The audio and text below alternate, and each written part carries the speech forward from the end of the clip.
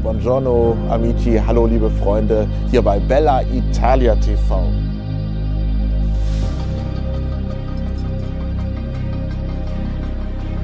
Siamo a Verona, in Piazza Bra, una delle piazze più belle d'Italia.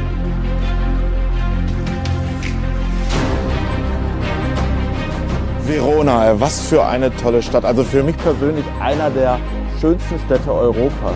Und das nicht nur wegen Romeo und Julia. L'Italia oggi ha deciso di abbracciare il nuovo giorno dalla casa di Giulietta.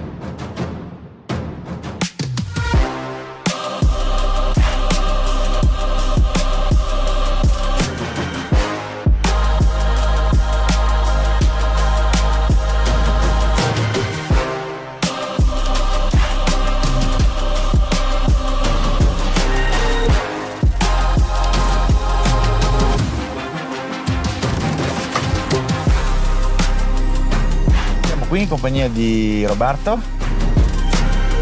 Questa è una foto creata quest'anno a settembre sull'isola di San Biagio, a Manerva del Garda. Oggi con Alessandro andremo a scoprire un angolo di paradiso.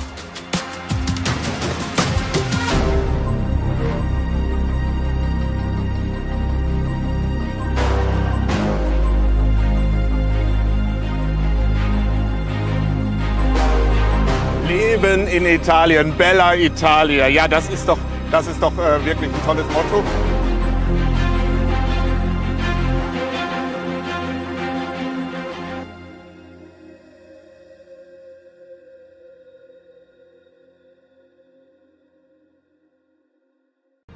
Vi aspettiamo a Explore Italy.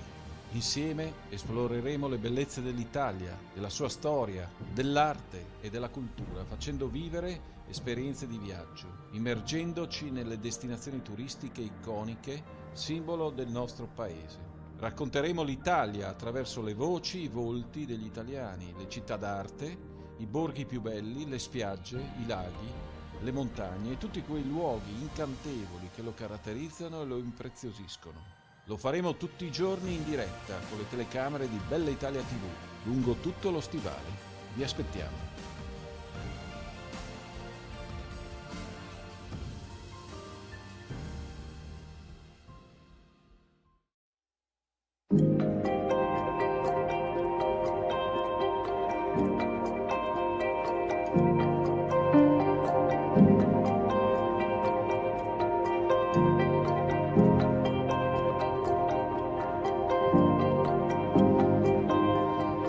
We are in Mantova, UNESCO World Heritage Site. Mantova is a proof of an exceptional urban realization, architecturally and artistically, with its works of art from the Renaissance. Alessandro Colombo, journalist and editor. Riccardo Braglia, writer, journalist, honorary authority for artistic and historic heritage of the city of Mantova. Michela Rossi, representative for the Palazzo Te Foundation, will take us on a journey around the city considered to be a chest full of artistic treasures, filled with works by important names such as Mantegna, Pisanello and Giulio Romano.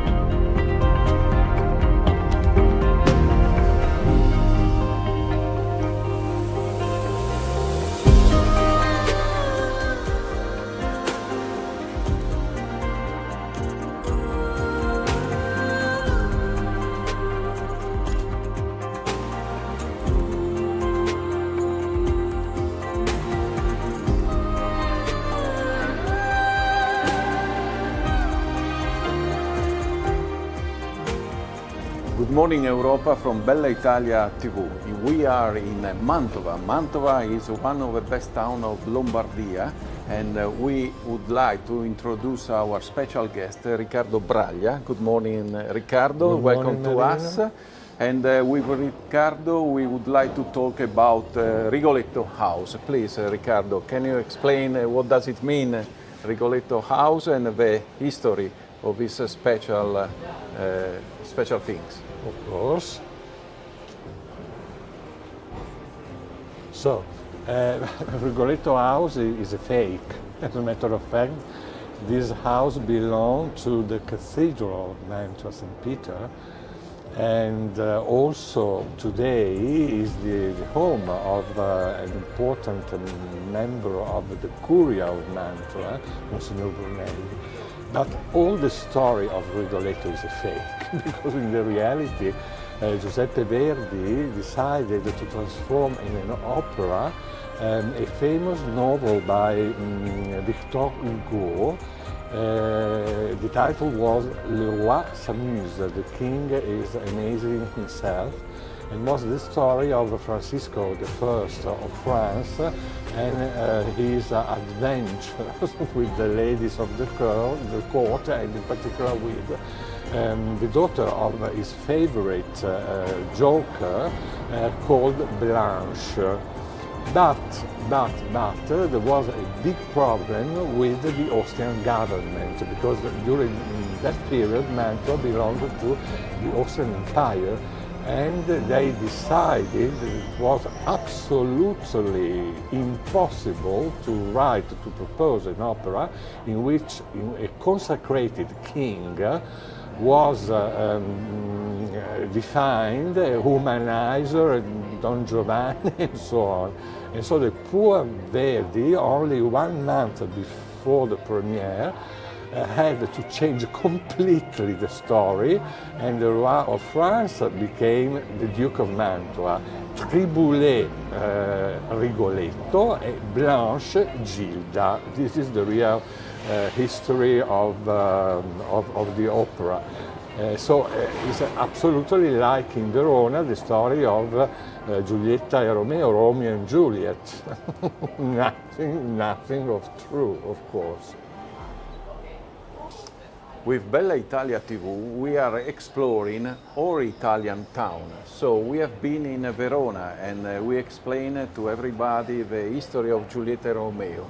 We would like to ask to Riccardo, how is the competition between Giulietta and Romeo and Rigoletto?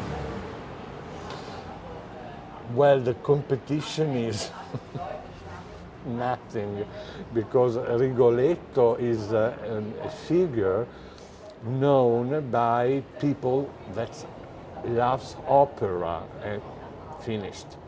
On the contrary, Romeo and Juliet, everybody also in South Australia or in the island of Fiji, everybody knows the story, and so I think that the winner is Verona.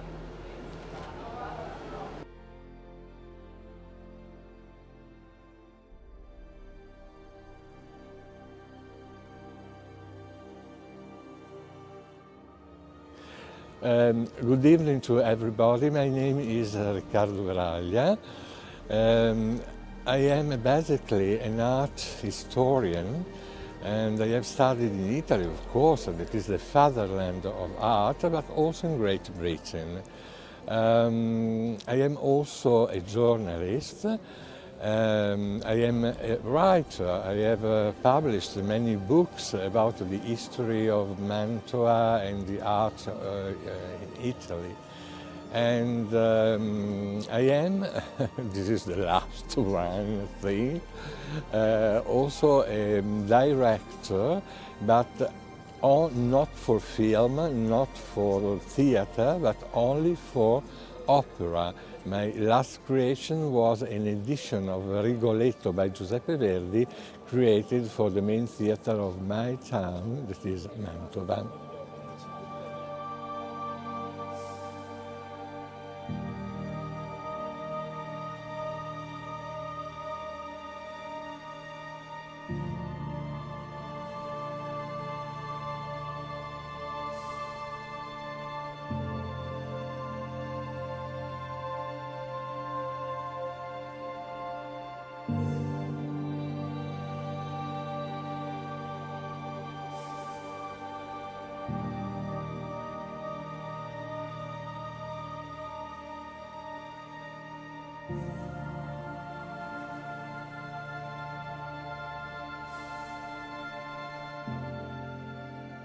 We are walking around Mantova and we are going to explore Palazzo Te. Palazzo Te is a masterpiece of Mantova designed by Giulio Romano.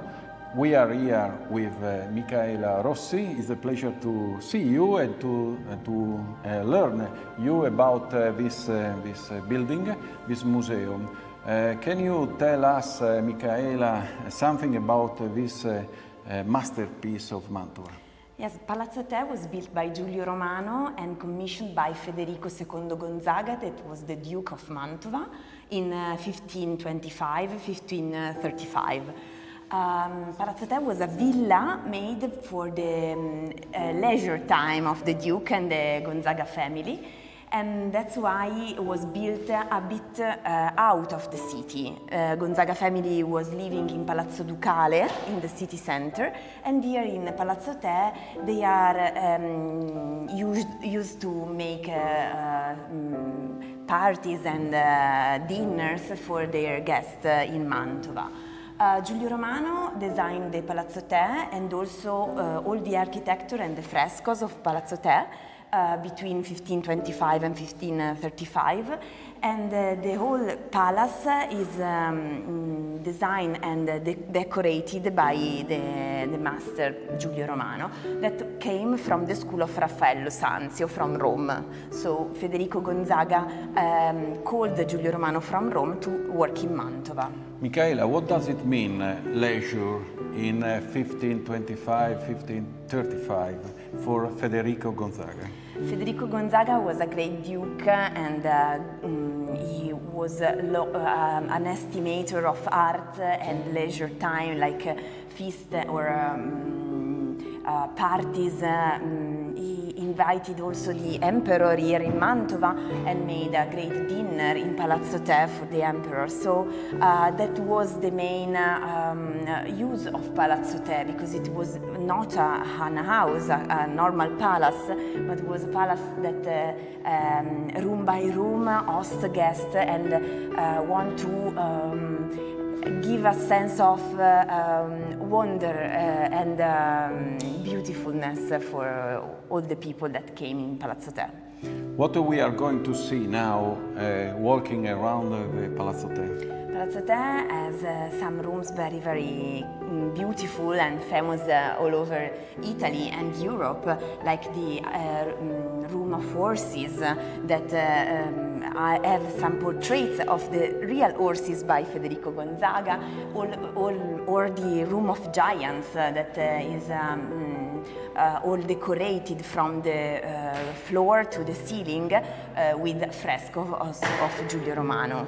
Talking about the future, your museum, in which way will change the approach to the visitors? So, I mean, are you going to propose virtual reality visit also for coming from this museum? Yes, we made an application for mobile with which people can just download on his mobile phone and go around Palazzo Te having a visit guided by our curators in Italian and in English. And we have also augmented reality and virtual reality path in the museum. And last year we start to digitalize some rooms, like room of horses and the giants room, because we want to face this time of digitalization and innovation also for arts and culture. So we would like to invite everybody to take this app, to download this app, but mainly we would like to invite everybody to come here and to live the magic moment inside this Palazzo Te. Thank you, Michaela. Thank you very much. And keep in touch, and we are going to see the other room. Sure.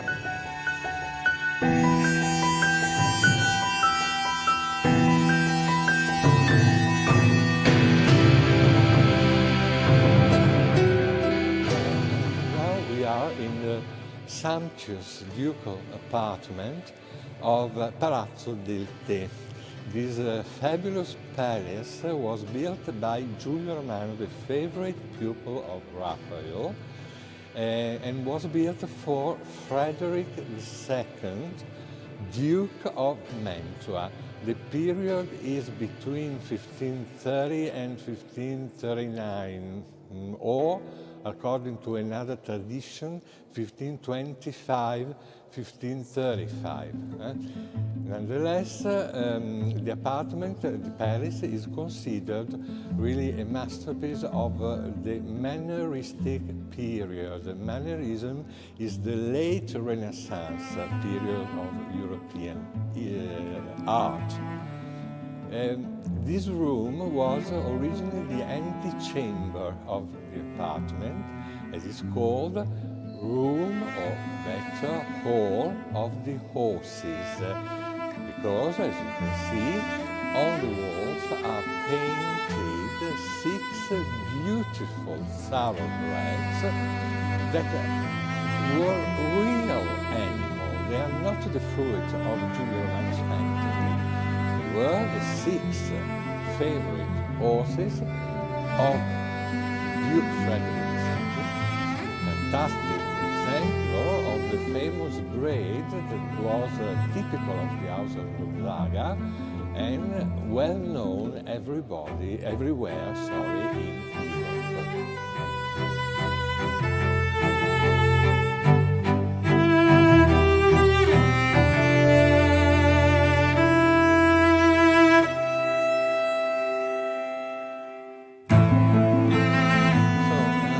The second hall of the apartment is this one, the so-called Psyche's room or Psyche's hall. Originally was the banqueting hall of the apartment.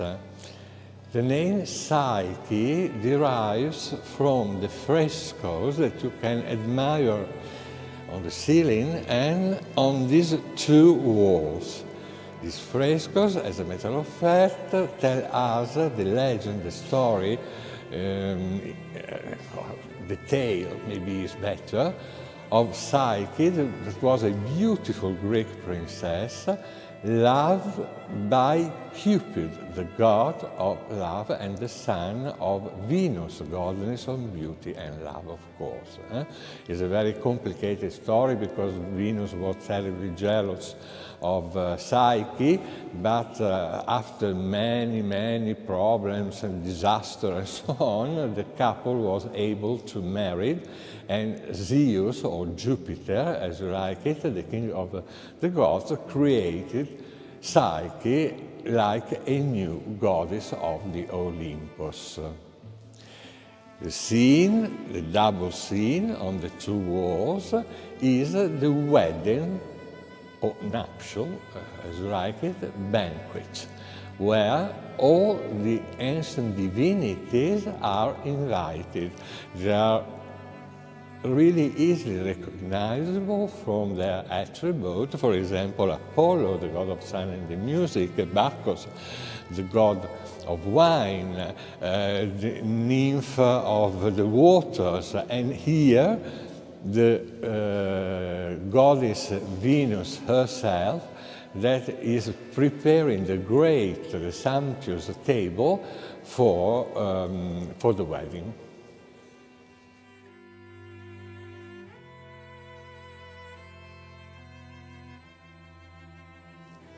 And now the top, because this is the most famous hall of the Paris and unique or unicum in Latin, because nobody was similar to this room in the past and nobody will be similar to this room in the future.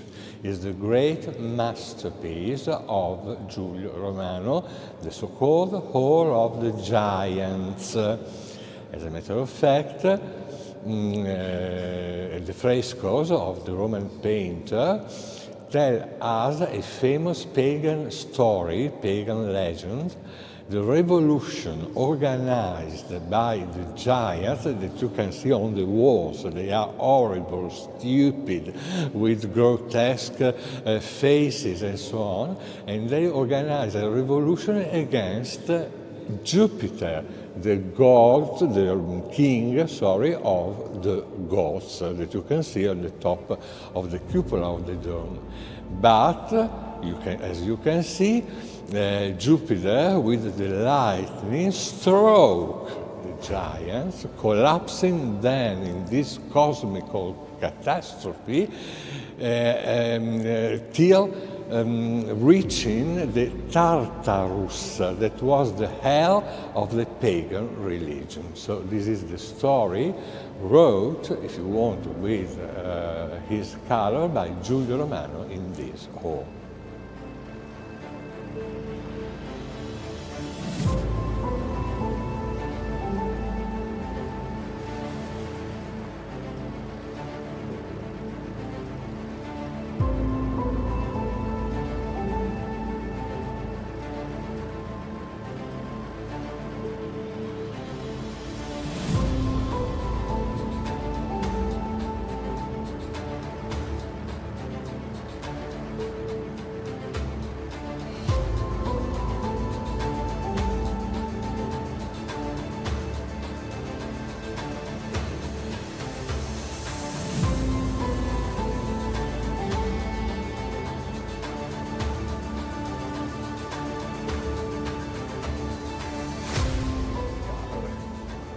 Walking together with Riccardo Braglia, and Riccardo Braglia will tell us something about Mantova, because Mantova is not just a little town, but it was also a capital. So what does it mean, capital, for this town? The first thing to tell, is that Mantova is really, really ancient, because Mantova was an Etruscan town. So she's elder than Rome. And the period of glory, as a matter of fact, was the period of the house of the dynasty of Gonzaga. During this period, about 4 centuries, Mantua was the capital of a small state, indeed, but very famous all over in Europe for the splendor and the elegance of the court, and for the patronage of the member of the family, with very important artists like Tiziano, della Mantegna. Also Leonardo was for a brief period here in Mantua at the court of the Gonzaga, and so on. Rubens 8 years. He lived in Mantua 8 years, so was the most important painter of the first period of the Baroque age, and so on. So really fantastic palace. So Riccardo is very miscellaneous between history and art, this town. Absolutely, because all the members of the family were dominated by the passion for art. Now with Riccardo Braglia we are going inside the Palazzo Ducale. Yes. So we would like to discover Palazzo Ducale together. With pleasure. Is a huge complex, about 35,000 square meters, and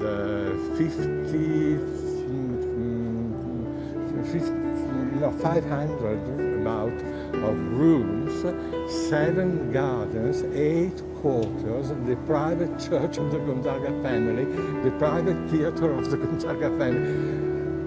Really enormous, like the Forbidden City if you want in Peking. So let's go to discover Palazzo Ducale. With pleasure.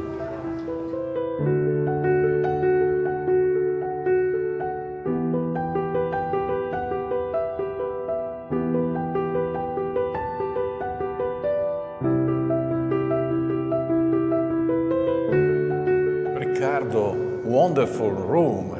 We are in the wedding room, but I don't know if in English the right name is wedding room. Yes, of the translation Mantegna. of Camera degli Sposi, of course, is wedding room, but is not correct.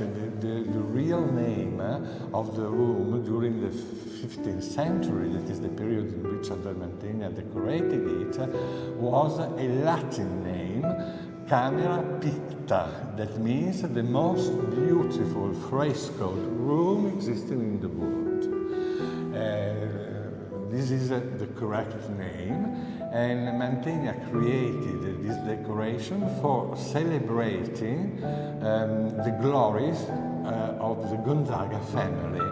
In particular, in the background, there is the figure of Marquis Ludovico II seated on his throne, and around him numerous members of his family, beginning with the Marchioness Barbara of Brandenburg, so a German princess, because Brandenburg is Prussia, as a matter of fact.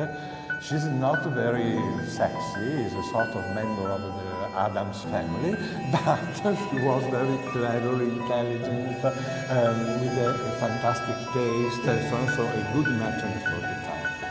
And the other young people are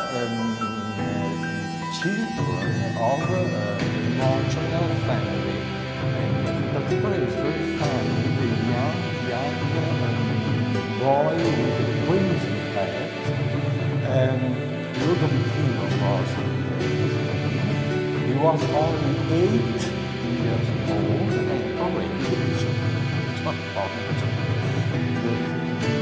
rights of the Catholic Church of the period. But Riccardo, let us know something about Andrea Mantegna. Andrea Mantegna was coming from Padova, and after he has a very successful in Mantua. Sì. Andrea Mantegna arrived in Mantua in 1460, and he remained in the Gonzaga town till his death in 1506, dominating completely the artistical scene of the town. Thank you. Now we are moving to another room. With pleasure.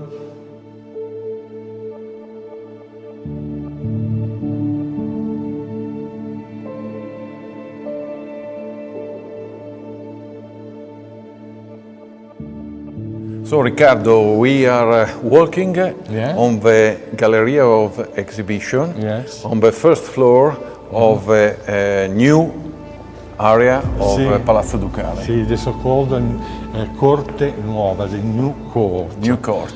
Because the palace is divided into sections. The old court that was started in the 13th century, and this part is the new court. Work started about 1530, 1532.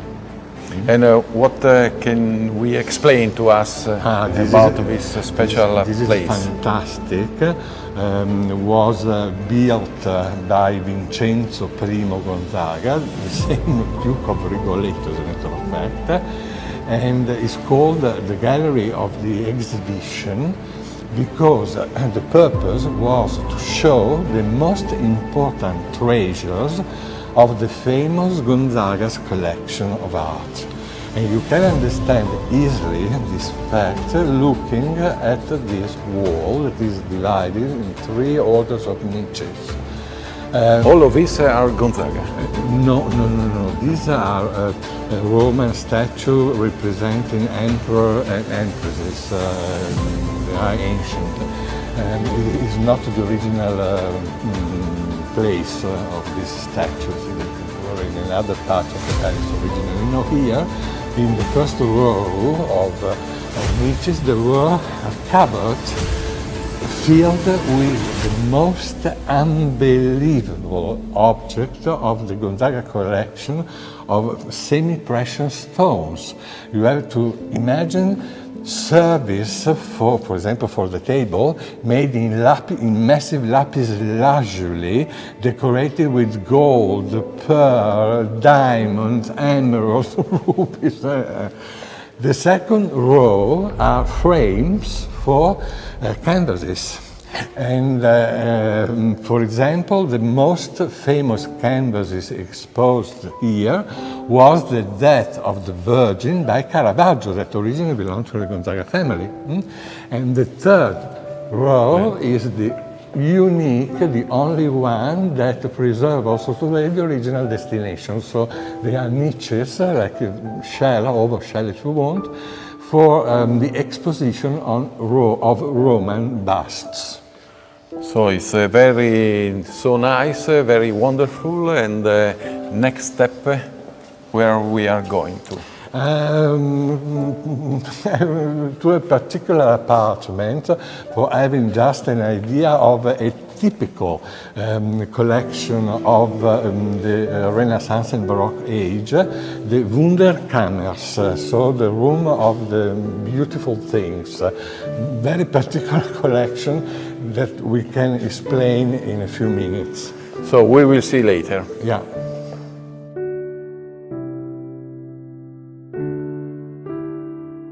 Riccardo, Joseph Furtenberg, a German traveler, wrote that in this gallery display the hippopotamus. What does it mean? No, nothing. So this gallery was, as a matter of fact, a naturalistic museum, but according to the ideas and the mentality of the period. So the object, the animals and so on, were chosen not for the importance in the natural history, but only when they were strange, bizarre, never seen in Europe and so on. And so the hippopotamus, of course, was one of these monsters, this wonder of the nature. But there was another object terrific in this gallery, was the mummified body of Passerino Buonaccorsi. The Buonaccorsi were the first lords of Mantua between the second half of the 13th century and the beginning of the 14th century. And Passerino was killed by Luigi Gonzaga, the first Gonzaga to reign over Mantua. And they preserved the mummified body of Passerino because, according to a legend, of course, this was a guarantee for the dynasty. Without the mummy, they believe that the dynasty ended up. So that means that this hippopotamus is the original asset of Gonzaga. Well, it's not the original one because the gallery was completely destroyed during the century, but it's very similar to the original one, yes. Thank you, Riccardo. Let's move to another place.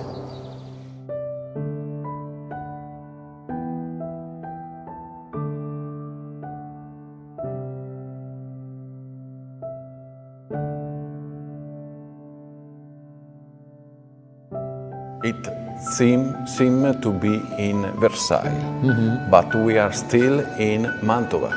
In Mantova, we are in the very nice gallery, the Mirrors Gallery.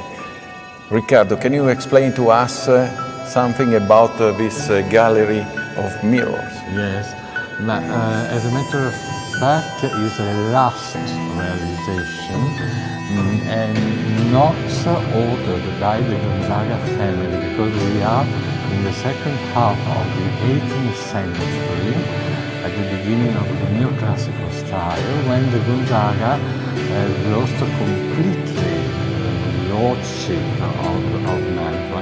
On the contrary, was the Emperor Joseph II, the brother of the poor Marie Antoinette, decapitated during the French Revolution. So it was Joseph II that ordered the realization of this sumptuous, elegant decoration that is a sort of imitation, empire-style imitation of the famous Galerie de Glace at Versailles. But we are in Mantova, Absolutely. and Mantova maybe is better than Versailles for some point of view. Why not? Why not? Thank you, Riccardo. We are going to another place now.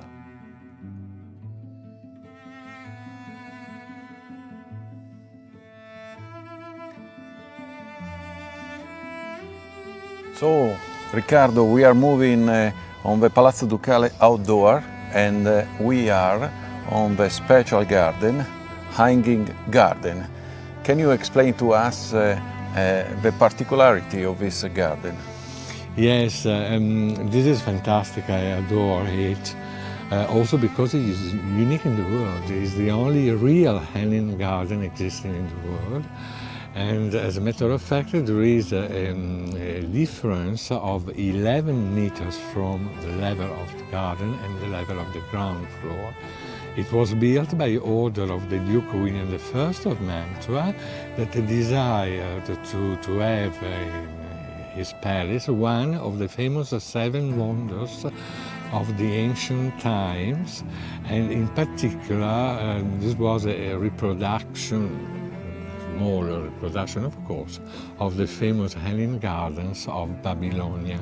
In Babylonia? Yeah.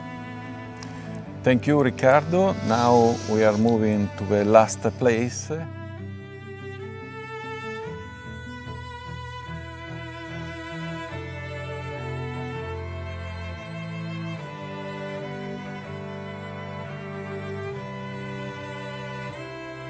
Riccardo, behind ourselves there is one of the best tapestry in the world. Can you explain to us the details of this tapestry? Yes. The Ducal Palace of Mantua possesses this unbelievable collection of 9 tapestries designed by Raffaello and woven in Bruxelles. Amidst the 9 pieces, this one, the Miraculous Fishing, is considered the most beautiful Renaissance tapestry existing in the world. And this in particular for the play of reflection of the figures of Jesus Christ and the apostles in the water of the Lake of Tiberias that you can admire, and really shocking. On the contrary, the most famous medieval tapestry is in Paris. Hotel de Cluny is very famous also. This one, La Dame à la Licorne. But this one is the most important. For the Renaissance, for the medieval, La Dame à la Licorne. Thank you, Riccardo. Now we would like to show the tapestry directly to our on our television. Yes. Let's go ahead in this way.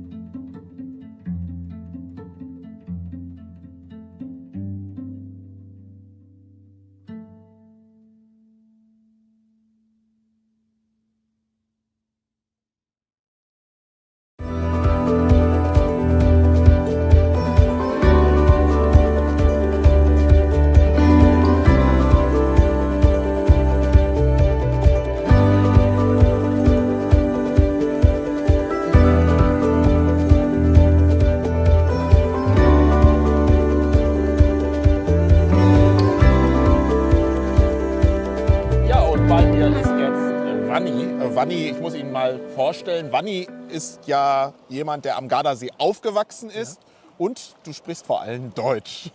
Ja, danke schön. Sehr gutes Deutsch. Sehr nett. Wie kommt das überhaupt?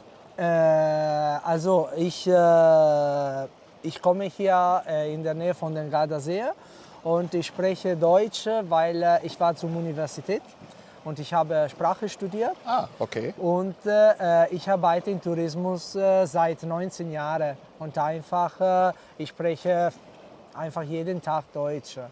Wo sprichst du Deutsch? Also wir haben ja hier gerade schon im Eingang einige Bilder gesehen von deiner Anlage, das Sisan. Ja, das Erzähl Sisan. mir mal davon. Also Sisan Family Resort ist in 2019 eröffnet. Also ganz neu. Genau, mit dem Ziel, Familien eine freundliche und kindergerechte Unterkunft zu bieten. Wir haben Apartment, 80 Apartment mit Hotelservice. Und wir finden, dass diese ist eine gute Möglichkeit für die Familie. Ja, wenn du gerade erzählst, du erzählst ja gerade schon davon, dass es, wer ist eure Zielgruppe? Es sind die Familien. Ja. Wie sieht ein kindergerechter, ein familiengerechter Urlaub aus? Also, wir haben Wohnungen und diese Wohnungen sind mehrere komfortabler als Hotel. Okay. Weil es gibt 2 Zimmer und es ist schön, weil sind Wasserpark, wir haben einen Wasserpark und dann wir sehen, glaube ich, jetzt auch gerade die Bilder im Monitor. Ja, diese Wasserpark ist unsere beste Attraktion, die wir haben. Highlight. Aber ihr habt da noch ein ganz anderes Highlight direkt vor der Tür, Stichwort Gardasee. Ja, ist 150 Meter entfernt von See. Und wir sind in der Mitte von Bardolino und Lazise, ja. Weil sind 20 Minuten zu Fuß von den beiden Richtungen. Und ist sehr schön, weil sie können zu Fuß einfach überall gehen. Ja, wenn wir jetzt zum Gardasee kommen, und ich komme jetzt mit meiner Familie erstmalig zum Gardasee. Okay. Du als Experte, als Einheimischer sozusagen, was kannst du empfehlen? Was muss man auf jeden Fall in 2022 gesehen haben, erlebt haben? Also ein Runde mit dem Schiff den Gardasee, erste Sachen. Und dann ehrlich sein am Gardasee, es gibt verschiedene Möglichkeiten. Es gibt verschiedene Wasserparks. Es gibt zum Beispiel Gardaland oder Moviland, Amusement Park. Sie können in den Berg gehen oder Sie können, hier, wir sind in Italien, das ist klar, auch gute Essen. Badolino, und du hast Wein trinken. Ja, wir Deutschen kennen ja Badolino durch den oder tollen Lugana, Wein. Genau. Das ist die sind Gegend beide hier. tolle Weine. Ja. Und hier in der Nähe, wir haben verschiedene Verkaufen, wo es ist möglich, diese Weintestproben, ja genau. Und sind sehr, sehr gute. Also liebe Zuschauer, Sie sehen, die Kinder haben tolle Spielmöglichkeiten und den Lugana oder den Badolino, den kann man hier wirklich von der Quelle auf trinken. Genau. Sag mal, wir haben ja hier, du siehst ja hier heute mal Zitronen im Studio stehen. Ja. Warum auch immer, unsere Deko hat hier mal Zitronen hingemacht. Aber Zitronen hat ja auch was mit dem Gardasee zu tun. Ne? Ja. Woran denkst du da zuerst? Also es gibt einen sehr, sehr schönes Ort in Gardasee, in Limone. Zitronen, das heißt Limone auf Italienisch. Okay. Und es gibt eine Stadt, das heißt Limone. Und diese ist eine sehr schöne Stadt, und wo es ist möglich, auch Zitronen finden. Ja, ich habe ja letztens mal gelesen, dass der Name Limone ein Stück weit da auch herkommt, weil da natürlich Zitronen angebaut wird. Und diese Zitronen sind so weltberühmt, die sind sogar in der Geschichte bis nach Russland zum Zar geliefert worden. Der hat vom Gardasee aus Limone diese Zitronen jeden Tag genommen. Du, lass uns mal noch ein Stück weit darüber sprechen, wie die Saison 2022 aussieht. Wenn du jetzt so vorschaust, ihr eröffnet wann genau? 1. April. Ja, wir machen was ist so dein Gefühl im Moment? Nach 2 Jahren Covid, merkt ihr viel Nachholbedarf? Wollen die Familien jetzt gerade Urlaub machen nach dieser langen Zeit? Also, wir haben gesehen, dass in diesen 2 Jahren es war nicht einfach wegen der Covid-Situation, aber da können wir sagen, dass wir haben eine gute Feedback von den Gästen erhalten, weil wir waren immer geöffnet und ausgebucht. Und das Gute vielleicht, da können wir sagen, dass wir die erste Apart-Hotel in der Gegend sind. Und vielleicht ist auch für diese, dass wir viele Leute haben. Und wir hoffen auch, dieses Jahr wäre gut als Saison. Ja, und dann würde ich einfach sagen, schauen wir uns noch mal ein paar Bilder vom Season an.